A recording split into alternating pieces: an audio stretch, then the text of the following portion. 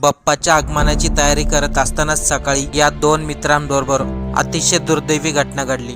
आज गणपती बाप्पाचे आगमन होणार आहे, त्यामुळे सर्वच मोठे मोठे मंडळ बाप्पाच्या आगमनाची जोरदार तयारी करत आहे। सकाळी यासेच मुंबई मुलुंड येथील गणपती राजाची तयारी चालू होती, परंतु अशी भयंकर घटना घडली, त्यामुळे अख्ख्या मंडळावरती शोककळा पसरली। मुलुंडचा राजा प्रसिद्ध असलेल्या मंडळामध्ये प्रीतम थोरात आणि प्रसाद पाटील हे दोघेही तरुण काम करत होते। त्यामुळे मुलुंडच्या गव्हाणपाडा येथील आकृती टावर जवळ प्रीतम थोरात आणि प्रसाद पाटील हे दोघेही आपल्या बाप्पाच्या राजाचे मोठे मोठे बॅनर लावत होते। परंतु त्याच वेळेस हे दोघेही बॅनर लावण्यासाठी जात असताना एक भरधाव वेगाने येणाऱ्या BMW कारने यांना जोरदार धडक दिली। या घटनेमध्ये प्रीतम थोरात या तरुणाचा जागीच मृत्यू झाला, तर प्रसाद पाटील या अपघातामध्ये अत्यंत गंभीर जखमी झाला। डॉक्टरांनी त्याची परिस्थिती अगदी नाजूक सांगितली आहे। गणपतीच्या आगमनाच्या दिवशी मुंबई मुलुंडचा राजा या मंडळामध्ये या घटनेमुळे शोककळा